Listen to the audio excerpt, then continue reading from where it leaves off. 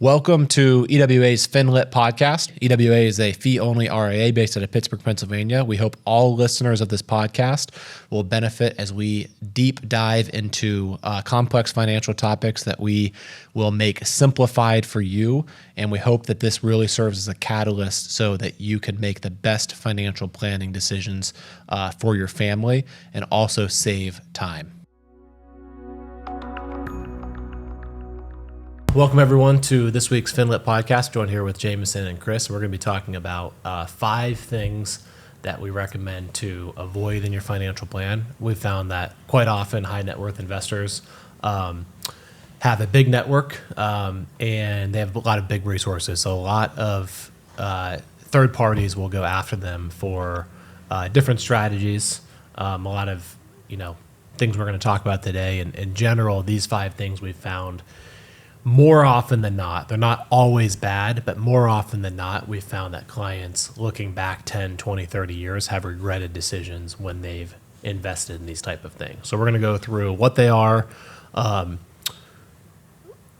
why you generally want to avoid them. It's not just a black or white, like avoid these at all costs. There can be good aspects of these. So we're going to talk through, how we do our due diligence process as well. So Chris, let's start out with number 1. What's the first one that made the list? Yeah, the first one we identified here, IPOs, initial public offerings, which, like the name sounds, it's the first time a stock's coming to a market, like the New York Stock Exchange, for example, and the first time that public investors or retail investors, for the most part, can get money in. So let's just break down. There's this huge kind of underground network of like venture capital, where a new company starts up and the company needs funding. And so people buy into the company before it's publicly traded. And this is very high risk, but if the company is successful, let's say you invested in a company at $1 a share price and now it's IPOing at $50 a share price. So you've now 50x your return, hypothetically. And at this point, you just want, maybe been waiting 1, 2, 5, 10, maybe years of, I want to get my money back, let alone I want to get the growth back as well. So a lot of times when an IPO occurs, the easy money has been made. The accredited investors who had the network or the resource to invest early on now want to get their money off the table. And so recently we found, IPOs are kind of similar to like a pump and dump schemes, where all of the investors that got in initially before it was public put their money in, they've got their gains. And now when it goes public, a lot of people like the word IPO. It's something fun to talk about at a party. It's something fun to talk about with your friends. And just looking at this statistics really of just like the last couple of years or last 10 years of IPOs, most of these companies that have gone public have just gone way down. So, essentially, if we're to summarize IPO market in the last couple of years, it's a transfer of wealth, unfortunately, from poor to middle class people to the rich people, because the rich people are selling their shares that are now going public and other people are buying them. And that's essentially, if you look at a high level, what it's become. So give us some statistics of what's happened here. Yeah, so we came across an article, looked at all of the largest offerings in the last 10 years. So a lot of companies you've probably heard of, Uber, Coinbase, Airbnb, DoorDash, Lyft, a lot of these big name companies or apps that we use every day. Out of all of these, there's only been 3 out of the last 10 years that have actually made money, which were Airbnb, Pinterest, and Snowflake. Interesting. So out of this group that they looked at as a whole, their valuation at IPO, it was much larger as a whole, and now what they're worth today is several billion, hundreds of billions less as a group for all these IPOs. Okay, so let's talk about some of the failures, like Rivian, the electric car market. It says here they shed $54 billion in market cap since its debut in 2021. That was the largest IPO of 2021. Briefly was more valuable than GM or Ford combined, than those two combined. So someone who invested in this would have gotten crushed. Same thing for Coinbase. Down 84%, from its first day closing price. So, it's very unfortunate, but a lot of these IPOs have been highly sexy, highly marketed, it's really just a sales of like getting the IPO price as high as possible. And then, once people that made the money get deload their shares, whoever then carries them out, the real results come in, and unfortunately a lot of money gets lost. So, only 3 of the last 10 have worked out of the last 10 years as far as looking at what gain. That's crazy. Okay, well, Chris, anything else to add before we go to I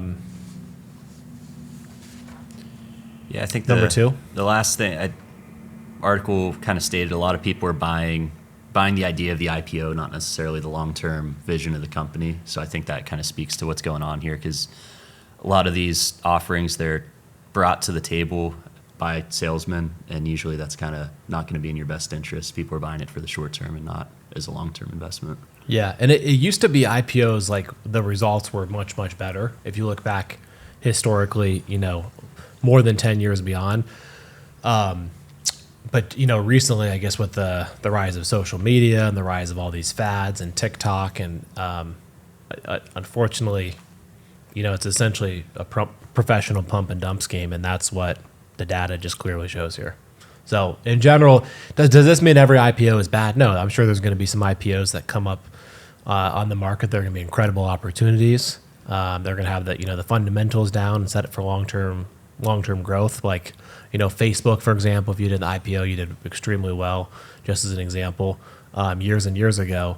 But we'd recommend our clients have a lot of caution before investing in an IPO, in the next few years, until more regulation is put into place around these pump and dump schemes, essentially. So, okay, well, that brings us to number 2. So number 2, Jamison, what is the second thing we recommend to proceed with caution? Second thing is around hedge funds. So, not all bad. I'd say most can be pretty bad, but in general, proceed with caution. Just from a high level, what a hedge fund is, it's basically pulling a bunch of investors' money together. So let's say 3 of us put all of our money together into a fund. Obviously, we're going to get more money in there than one person would individually. So investors pulling their money together, and then you have a hedge fund manager who their purpose is to try to literally beat the market. So they're going to do some crazy derivatives, short some stocks, crazy stuff to try to outperform what normal market returns are. A lot of times those are successful, but what a couple of things to be aware of. Number 1, the fees on them are pretty astronomical. So general fee is 2% per year management fee. So if you put $1 million in, $20,000 a year, no matter what, is going to go to the fund manager, and then That's assuming you invested $1 million. Yeah, 2% of 20,000. Yeah. Got it. And then 20% of all profit generally goes to the fund manager. So if they, so if the fund did 10%, you're going to pay 2% in fees plus 2% $1 million of the profit. $20,000 in fees plus $20,000. If it went up 10%, $100,000. Yeah, you pay $40,000. So your return would be 6% then. Yeah. Net of fees. Yeah. So fees are pretty crazy. Next thing, they're really illiquid, so they're really hard to get money out of. Usually they're not liquid. Actually it's how do you commit to a time frame, or obviously you have to be able to get your money out. So how does that work? Yeah, just I'm actually thinking of the movie The Big Short right now. If you've ever seen that, there's they're betting on this. It's a hedge fund. They're betting on the housing market, and it's starting to crash, go against the guy's bet, and everybody's calling to get his money out. I believe, I don't know the exact answer, I think it's just up to the fund manager, whatever type of the contract you sign, which is probably just the discretion of the fund manager. You got to be careful what the contract is before you put your money in. Yeah. So, but anyway, you're probably locked up for a certain time frame. And the other thing is they're not, so if you were to compare this to a mutual fund or ETF, those are regulated by the SEC. Hedge funds are not regulated, and they're only for accredited investors. And so basically the way if you're an accredited investor, they're basically saying you make enough money or you have enough in net worth that you are qualified to know enough to not put money into a stupid investment. Chris, can you look that up real quick? In 2023, what is it? What are the requirements? It's 200,000 or 250 of income. Yeah, what's the income and million asset net worth, requirement? liquid net worth. Okay, James, continue. But that's crazy. So it's basically available for the rich. It's where some rich people play, and then ultimately, if we look at all hedge funds, I know Warren Buffett made a bet against like several hedge funds and Oh, yeah. like said, I'm going to invest in the S&P 500, UCV, and he crushed everybody in that bet. And you can look that up. That's public information. But Have it right here. Yeah. So the financial criteria is net worth over $1 million, excluding primary residence, Liquid, yeah. and then income over 200,000 individually or 300,000 with a spouse. okay, so one of the two or both of those. One of the two. Doesn't say here. I can I think it's find one out. of the two. One of the Yeah, two. yeah. Okay. Well, obviously you need to have money to Yeah. invest, but okay, very good. Well, what else? Anything else for hedge? So obviously not all hedge funds are bad. Like there's some hedge funds that have crushed the market, have outperformed. There's a guy in Pittsburgh that many people are familiar with. There's obviously like the Ray Dalio who's written a book. So I'm not sure his exact performance, but I know in general that company has had good results as well. So we're not saying every hedge fund is bad. Just in general. Hedge funds are very fancy, very complex, very private. They're very it feels good to be in like this exclusive, but the reality is like it's hard for mutual fund managers to beat the market. It's especially hard for hedge funds to beat the market given the fees they charge as well. So in general, they don't. I mean, there's exceptions to everything, but in general, would recommend. If you're considering a hedge fund, is this extra money or how does this fit into your financial plan? Why are you doing it? What goal are you attaching it to, et cetera? And why is this better than just a traditional diversified asset allocated portfolio? And if it's just you want to feel good and have, part of your money in kind of that exclusive something that no one else has, I mean, hedge fund may be for you, but it's just not going to get you the results that are going to support your financial plan typically as a regular diversified portfolio would. Okay, cool. Anything closing remarks for hedge funds before we move to number 3? I would say similar to, like, you could probably tie a bow on this in IPOs to not invest in anything you don't understand. They're very complicated, and there's more bad than good. Yeah, absolutely. Okay, perfect. Well, James, thanks for going through the details there. So number 3, we're all going to talk about this. So we just labeled this indexed universal anything. So there's a lot of indexed annuities. There's a lot of indexed, life insurance contracts. These, are all over TikTok. There's and the pitch is so good on them. It's like get the good side of the stock market and then you avoid the downside. And there's no, basically, like salesperson will say there's no risk. In the reality, when we've analyzed these, we had a client I'm thinking of specifically put in, 50,000 into 4 different ones. And we won't call it the company by name, but we looked it up, like what the commission was. It was 10%. Like, so whoever sold it, we know the person, so we saw in the statement who sold it, but it's $5,000 a pop per 50,000. So if you put $1 million, it'd be $100,000 commission. So right off the bat, you think, okay, how can this company afford to pay that big of a commission? Well, one, there's typically like an 8-year lockup of a surrender charge. So if you surrender it in year 1, you're going to pay that 10% right back. You're only going to get 90. Like if you put in 100, you're only going to get 90 back. The second thing is, if you look at the company, what they're investing in, they're not, if it's an S&P 500 tied, like you're going to get the upside of the S&P 500, but no downside. Well, the company is not even investing in the S&P 500. They're investing in derivatives that, be very hard for a common investor to understand, let alone if you're an advanced investor to understand the derivatives. So why aren't they just investing? Well, that's red flag number 2. So talk through. So Chris, we looked at those, the 50,000 that went into this. It was an indexed annuity, right? And the way it worked, it was no downside. If the S&P 500 dropped, it didn't drop. The fees that they quoted were 1%. But then the 2 things we noticed: one, what was excluded from the returns? Do you remember? Like dividends Of the S&P 500, which make up about 40% of the returns over the last 100 years of the S&P 500. The S&P 500 has done over 9% over the last 40 years. You take away dividends, it's less than 6% returns. So that's like a third of your returns are just ripped right off the table. The second thing is it was capped at like was it 1.2% per month? Whatever it was very restrictive. Yeah. So if you look at the S&P 500 like returns by year, by month, and I think the years were capped at like 12%.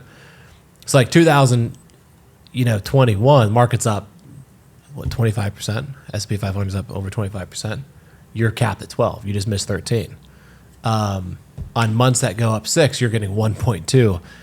there's no chance if you look at how the S&P 500 has worked over the last 100 years, if you take dividends out of there and then you look at like how big the returns are, if you're just capping yourself, there's no chance you're going to get a return. And that there's a reason why after 6 years, they put in 50,000, the thing was worth 53,000. So it was like it was less than a 1% compounded return over the 6 years. When the S&P 500 over those 6 years would have doubled. So his 50 should have turned into 100 and it was only worth 53,000. So the salesman came in and said, hey, you can get S&P 500 returns without the downside risk. Well, if he had just invested in the S&P 500, his money would have doubled from 50 to 100.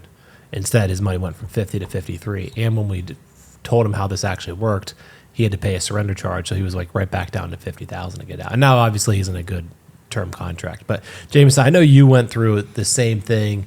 It worked a little bit different way with a client, and this client was like in a indexed annuity for like their 401ks and their SEP IRAs and literally everything. So tell us a little bit about the analysis that you did and what the results were versus what was promised. Yeah, they had been in for like the last 10, maybe 8 years. We got them out in 2021. So think about the S&P. The S&P 500 or U.S. equities in that 2014 to 2021. I don't. We could probably look up the return. It's probably in the thousands, the percent return. So they missed all of that, plus didn't have dividends. Exactly what you just said. They were capped at like, I want to say it was like 9 or 10% per year. It was in 401ks, SEP IRAs.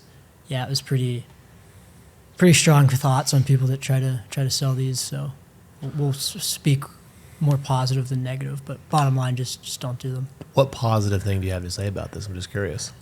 I mean, it helped them sit. I guess maybe they wouldn't have saved the money if they didn't put it in there. I don't know. I don't know if I have anything positive to say about an indexed annuity or indexed life insurance contract. So speaking of life insurance, well, actually, here the positive is now that it was a catalyst to them having a good financial plan. There you go. Love it. So, okay, speaking of life insurance, we've had some clients not only get pitched these index universal life policies, but also along with some like crazy, essentially we're going to talk about, IRS dirty dozen list, some like illegal charitable stuff. And so we obviously went through it, but the agent was showing like a 12% return. So the other thing to look out in life insurance is it's not regulated the way it should be. So the agent can show, essentially whatever return they want.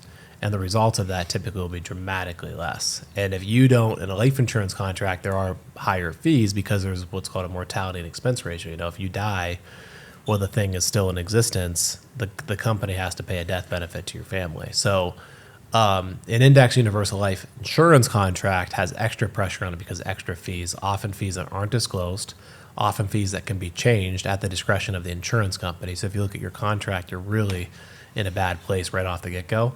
And then all the promises, so the salesman gets you to put the money into the contract and generates a high commission. Once that's paid, it's out of the picture, and you're kind of stuck with high entrance fees, high exit fees, and something that's probably not going to pan out, the way you intended it for your family. So, Chris, what's your thoughts? Anything to add that we missed on index universal? Anything? No, I think you guys nailed it.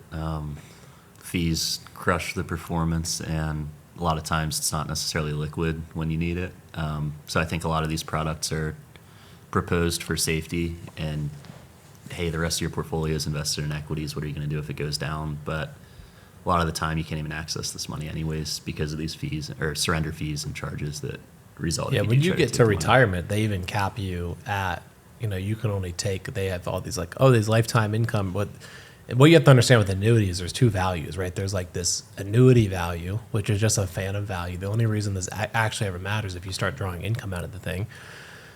And then there's the actual contract value. Well, if you want to take all the money out, or if you want to pass the money on to your family, the annuity value is worthless. It's the contract value, and the contract value is getting hit with the fees every year. The contracts values are subject to the surrender fees, et cetera. So the other thing to really look out for is a lot of times like companies will offer bonuses. Like if you put your money in, we'll give you a bonus on your money. Well, that bonus is on the annuity value, which, do you really need an annuity? And if you look at how little you're able to take out and how little access you have to your money and how the company just owns it, it's really hard for this to make economical sense, even over if you to put your money in, like, I hate to say this, just like treasuries over your lifetime. And if those were in like a tax deferred, very low cost, no commission annuity, you just, were able to invest in like a 4 or 5% compounded environment over 30 years and then take that out safely at retirement, you're going to crush the results and do so with less risk than you would in indexed annuity anything. James, did you have some closing remarks before we go to the number 4? You just sum it up by just run from these. Just run the other direction if someone tries to sell it to.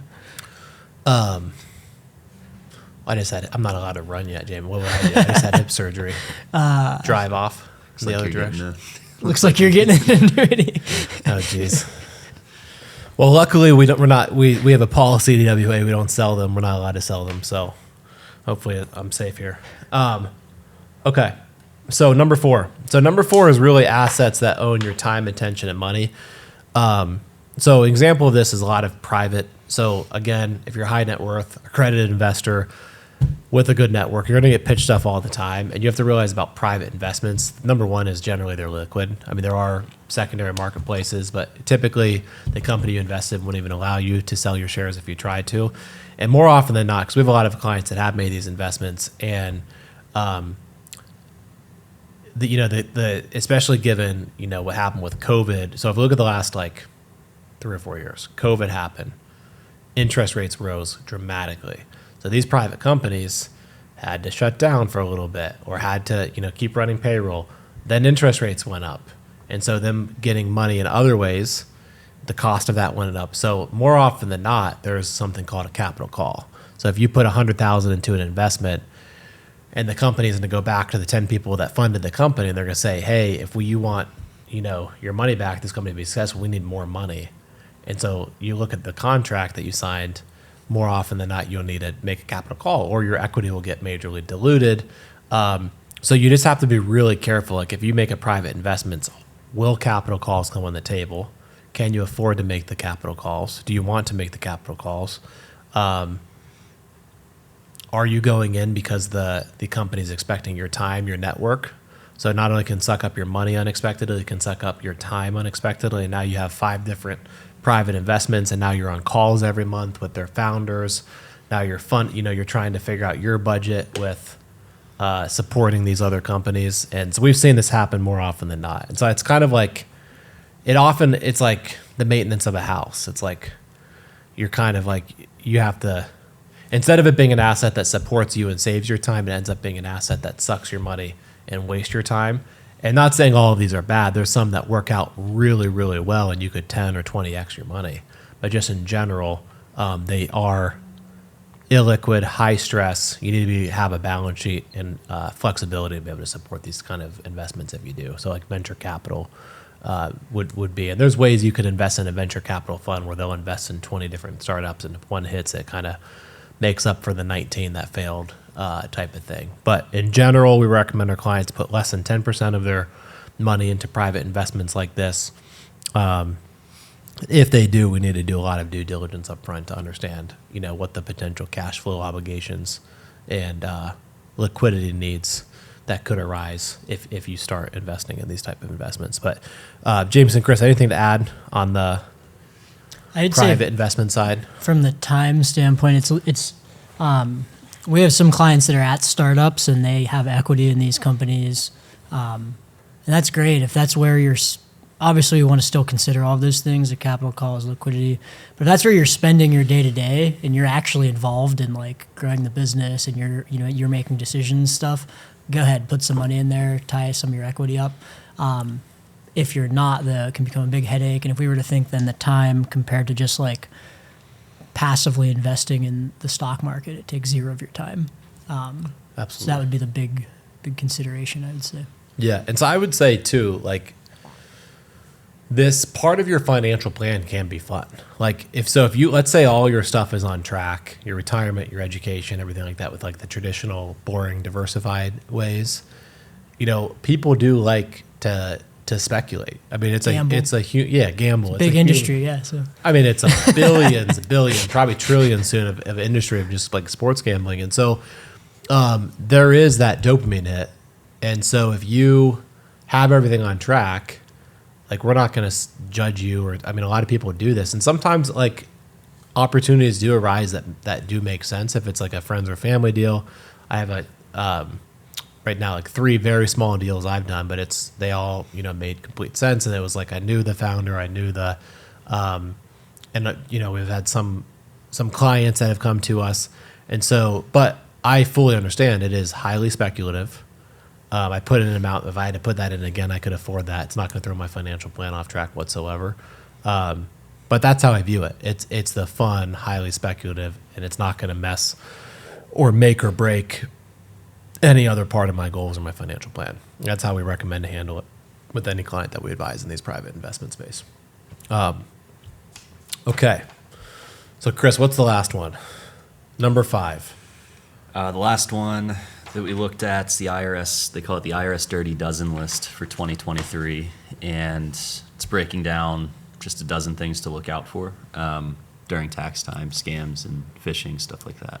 Yeah, so you can just Google this. It's right on the IRS website. A lot of these are just be careful about cybersecurity, essentially, like email fraud, like trickling emails, text messages during filing season, et cetera. So we're going to talk about the ones that clients get solicited for. So number 1 is the ERC. And if you have a business and you qualify for the employee retention credit and do it. But a lot of times these companies earn extremely high commissions if they get your company funded.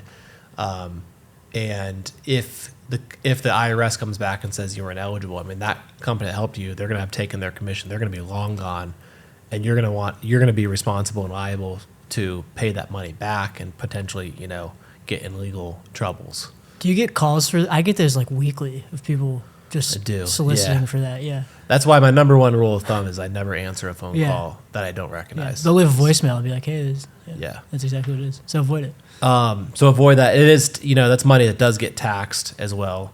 So not only are you going to, if you get the money and then owe it back, you're going to pay tax on it. So that's a complicated mess. You're going to owe probably back interest, penalties, and there may be legal trouble if it was really outrageous, if you really broke the rules. So if you're eligible and it's clear you're eligible, work with your CPA firm, hopefully does this, and they'll be able to tell you whether you're eligible or not. And if you are, great. If not, don't go for it. It's not just free money. It's not. Okay, so number 2 that we see affects our clients, not number 2 of the Dirty Dozen list, we're skipping a couple. Fake charities to exploit taxpayers following natural disasters. Pretty obvious, but we've had many charitable ideas brought to our clients through life insurance stuff, through trust, all kinds of craziness. And in general, the question is, if you're going to give to a charity, make sure it's for the reason of giving money to a charity, and then work with an advisor that can help you get the tax deduction, whether it's itemizing 1 year or standard deduction the other year. But if you're giving money and creating an LLC or a trust or something like that just for the sake of saving taxes and you have no idea what the charity is, like run away as quickly as possible.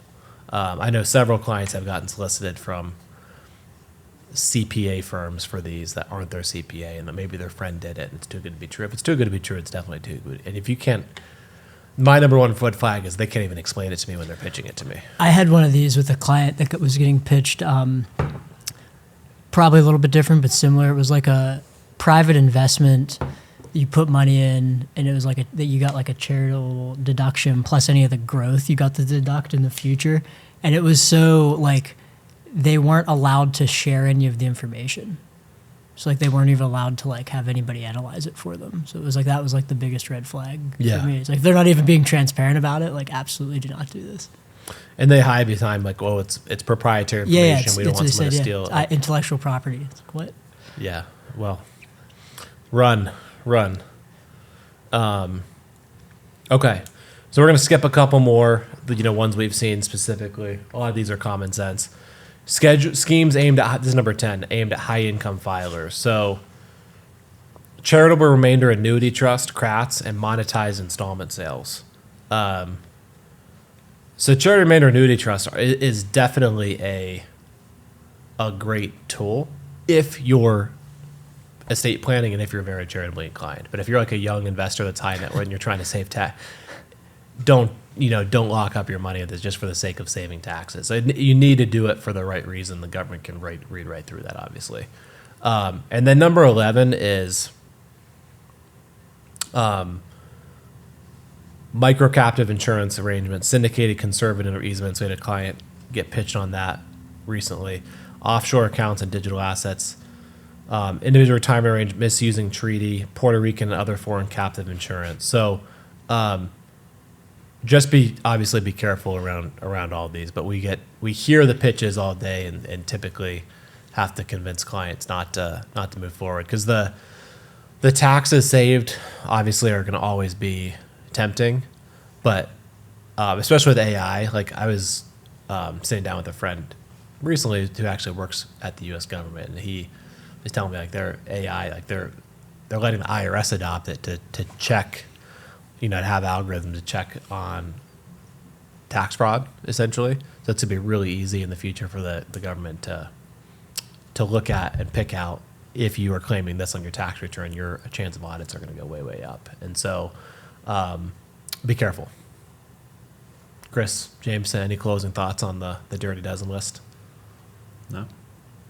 All good. Yeah, they all sound way too. They just like sound. Even you just explaining some of this sound sketchy. Yeah, just they're don't like sound- index universal life. We're like part of the of a tax preparation. But do good tax planning. Save as much taxes as possible. Work with a CPA that that keeps you in check, allows you to be aggressive, but also everything you do is above board and legal. That's our general advice. So, well, thanks for joining. Look forward to catching you next week.